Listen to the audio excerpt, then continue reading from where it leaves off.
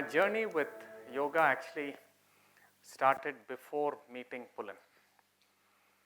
And I'd been studying yoga for 2-3 years. And there was an article in the Hindu or one of these papers, a full half-page, middle page by Gaurango on Sankhya and psychology. So I read that and wrote to him saying, I don't think you've studied the Sankhya in in Sanskrit. So I got an angry kind of mail back, in a sense, between the lines saying, Pisser, why don't you come here? We're doing this program in Jaipur, and the first 2 days we're going to be working with the Indian ideas. Let's see you there, kind of a thing. So I landed up there, and I'd anyway already registered for that through some other coincidences. So when I landed up there, there was a lot of discussion about the various Indian ideas and how it related to yoga. So whatever I'm going to talk about actually starts from there. Okay? And Sushant was also there in that program. Zahid was sitting next to me, I remember, and Ashok, all of these people were around, so I was with all the Diggajas. And every now and again I'd put up my hand and say, sorry, I don't think that's the exact meaning. So Pulin finally walked up to me like that, no? And said a few things. So anyway, the critical word that I think is still very, very important is this word, Vyavasayatmika Buddhi. That was when I questioned them about the way they looked at this word, that's when that happened. Okay. Now this is a very, very critical word. It comes in the Gita, but originally it's from the Sankhya. Now what does the word Vyavasayatmika Buddhi mean? To understand this, one has to go back to the theory of manifestation in Sankhya. Okay, so the theory of manifestation, very, very quickly, is that there is something called pradhana.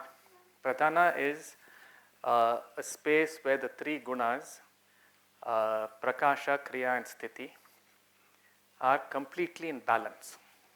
So there's no manifestation, nothing. And then for some reason, anadi, purusha comes and meets prakriti, and the movement starts. It first becomes what is called buddhi, mahat actually. In a personal context, it's called buddhi. That then transforms into ahankara. Then ahankara becomes manas, indriyas, and the bhutas in a cascading movement, and then it moves back. Yeah? This is very critical, because if we understand this, then a lot of difference between Eastern and Western ways of looking at the mind and all that will become very, very simple and clear. So Vyavasayatmika Buddhi is when manas, ahankaram, and buddhi are in a absolutely straight alignment. Okay, this is a profound idea. And this is when Shiva comes and kills Tripurantaka and all that. Lovely stories are there about these three spaces. And this idea of three spaces to be conquered or to be looked at comes back in many ways, including Vishnu's story. So Vyavasayatmika Buddhi is the central idea of transformation. Now if you look at it a little more carefully, and if you understand this transformation, then when we use words like body and mind, you've gone very, very far away from the Sankhya Yoga idea, because if this is the way this transformation happens, there is no separation whatsoever between body, mind, and so on. Right? Which is why all of yogic work is a spiraling of starting from how I engage with the world, how I engage with my body, how I engage with my emotions, my psyche, and so on, and you go circling. Okay. So this is the key to the whole thing. And then, I mean, this conversation with Pulin went on for a very long time, which ended up with the aphorisms actually. So many years of constantly discussing with him on the side. One of the critical ideas, by the way, that's my guru, Krishnamacharya. Yeah. So one extremely critical idea in which kind of parallels Pulin's work, identity-based process work, and yoga is around what is identity. Okay, so the word that is used in the Yoga Sutra is asmita. Okay, so asmi bhavaha asmita. Now here again it's a very important thing to understand. The Western word identity is clearly linked with identification, which is all kinds of external identifications and so on and so forth. Whereas the yoga idea of asmita has two components to it. The inner component is actually more important than the outer. The outer is a consequence of the inner. The inner is that we generally turn around and say there's something in me called the self. And this self, according to yoga, is a confusion between those aspects of my mind which are just reflectors. Okay, like buddhi is just a reflector, and the source of seeing. Now, one of the big problems in the West is that consciousness is supposed to be an outcome of the brain, whereas here consciousness is a priori. So we are confusing the idea of self as the seer, when actually what we are experiencing is just the reflector. Okay? Now if you look at it like this, then what happens is that all the identification processes are an outcome of this wrong understanding of the self, and therefore a wrong understanding of the world. This is called avidya. Now the word wrong itself is wrong, because avidya simply means other than accurate knowledge. So it's a whole large field, but wrong knowledge is okay. So you end up with misunderstanding the source of seeing with the reflector, right?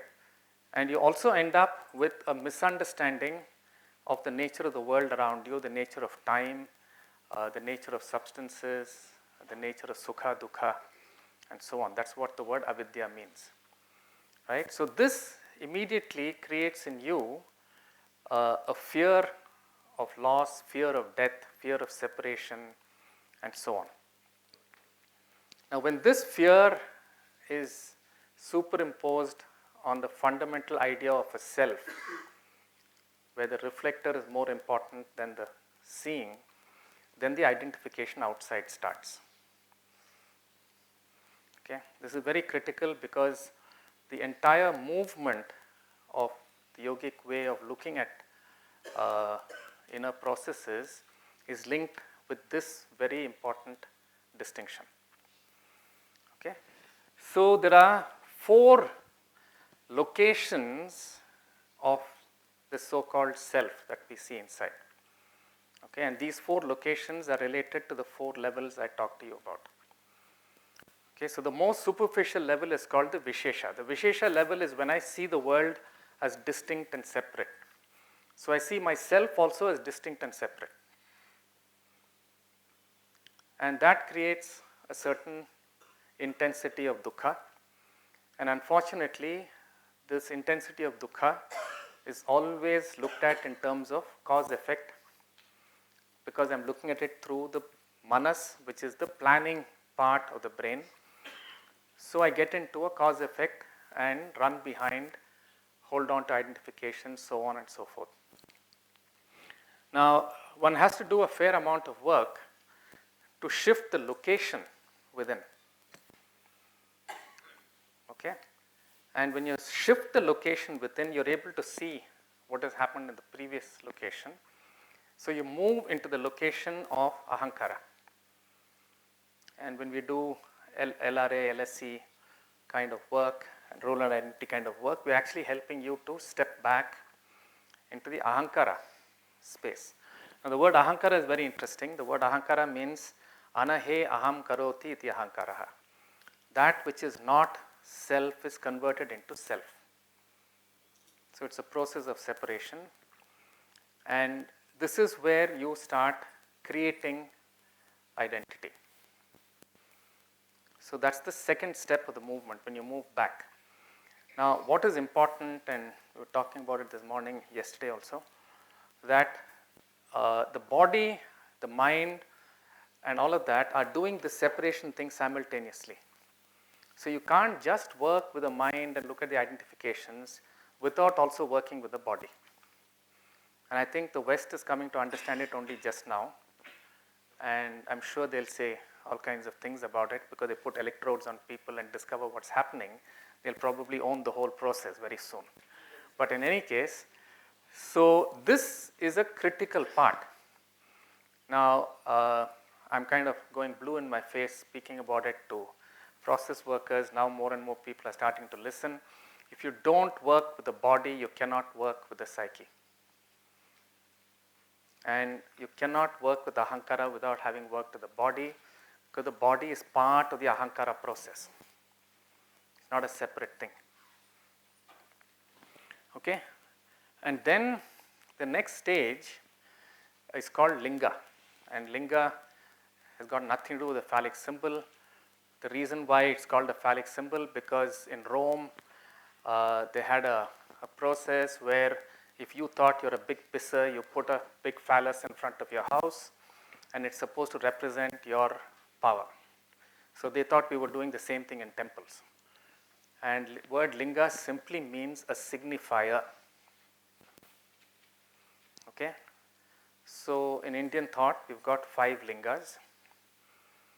Okay, so first is an akasha linga.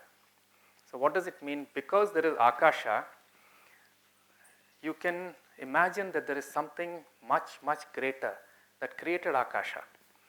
So it's a signifier of this enormous Brahma, or whatever you want to call it, that created akasha.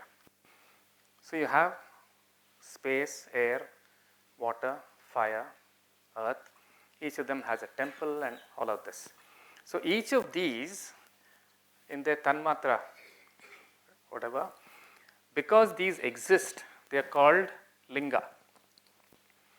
So when I'm able to shift myself back and locate myself at the linga space, then I can watch the entire process of the psyche from its origination onward. And that is what the word prajna actually means. So to have prajna is to be able to stand there and watch this whole process happening. And then there are deeper states of asmita where you go even further and lose all sense of self, and then you get into nirbija samadhi and other things, and then you actually look at the purusha. So this is a critical movement, which is what yoga talks about. And in my understanding of process work, when I'm doing whatever we call process work, if I don't understand the shift of location, I only have understanding, I cannot have actual shifts happening. Okay, and this is the antaranga sadhana. This is the inner work. This moving of the location within is the work in yoga. Okay?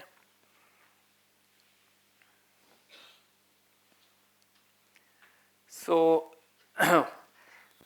in my understanding, one of the important parallels would be, there are 2 very important words in yoga swadhyaya process. One is called Sakhi Bhava and one is called Sakshi Bhava. Okay? And yesterday, when this girl was singing, she was actually singing about Sakshi and Sakhi. She's singing about the Sakhi quite often. And many of the songs of Viragatapamna, where there's a separation between me and something, is actually talking about a separation between me and my Sakhi. Because my Sakhi is the one who takes me to see the Purusha. So the understanding of Sakhi Bhava to me is central to the whole thing of process work. Okay? And behind this idea of process work, there's a very clear definition in the Yoga Sutra of who is a process worker, if you want to use the word process worker. It uses the word Vitaraga Vishayam. Okay, and in the first chapter, one of the suggestions, if you have sorrow, is to go and meet a Vitaraga Vishayam. Now, Vitaraga Vishayam is a person. And this is a person who, because the person is sitting at the level of linga, hopefully, and not his linga, but real linga, and listening to you,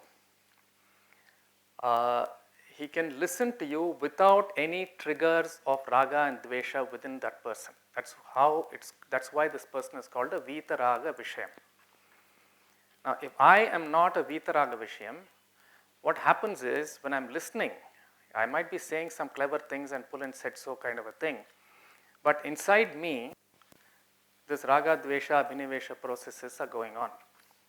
This will get communicated because beyond the Vishesha level, there is no you and me separate. So the cycle that will be getting created moves into my psychic space, your psychic space kind of a thing, like in-breath and out-breath. And whatever disturbances I'm having inside me will get communicated and will resonate and disturb the other person without their knowing what's happening. So that's the Vitaraga Vishayam, and that is the Sakhi. Okay? And the Sakshi Bhava you have to discover by yourself. This is Deshikachar, my Krishnamacharya's son. We had a lot of discussions, Pulin and I, with Deshikachar.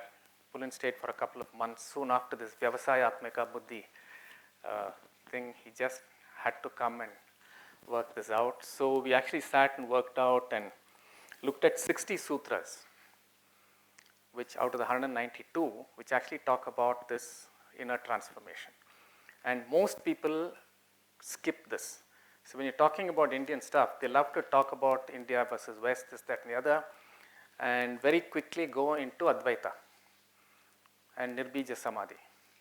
I don't know how they go there, because to have gone there, you should have experienced it, right? And whatever. So that's another whole charcha we won't get into. The in-between is what is the inner work that is necessary to enable you to stand in that space and understand the distinction between what is Prakriti and what is Purusha. It's called Viveka Jnanam. And this process is in those 60 sutras. And this is the most critical thing. Otherwise, you can have intellectual discussions about the nature of Brahman, nature of this, nature of that.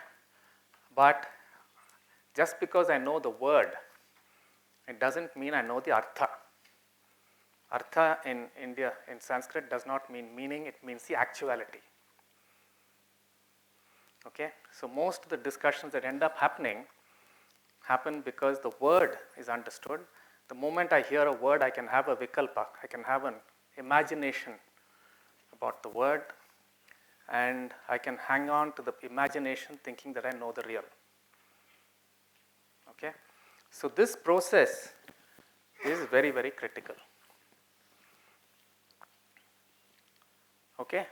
So I'm convinced that there's space that process work cannot go into.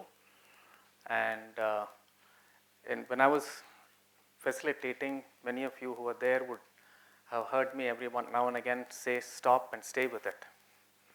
Okay? Then it became a bit of a joke, but you actually at a certain point of time have to just stay with it. And when you stay with it is when you start experiencing what the meaning of tapas is. Because when you hit a certain awareness and an understanding of dukkha, and how I'm creating my dukkha, and you stop and you stay with it, there's a certain kind of intensity and heat that is created. And sometimes it'll actually be, manifest as bodily heat too, and various other kinds of disturbances. Now, knowing how to stay there and move back and watch it, to me, is the shift, is the transformation. And my problem is that that's the point of time when the so-called process worker feels that it's absolutely important to give a Pulin-esque statement or an Indira-esque statement or whoever and ask this brilliant question. Okay? When you do that, you pull the person back into the manas and you don't help the person to go back. And I think it's because the process worker also is finding it extremely difficult to stay with the tapas moment. And it can only be handled in silence. Yeah? So that's, to me, is a limitation of the way most of us are doing process work. So that's broadly my presentation.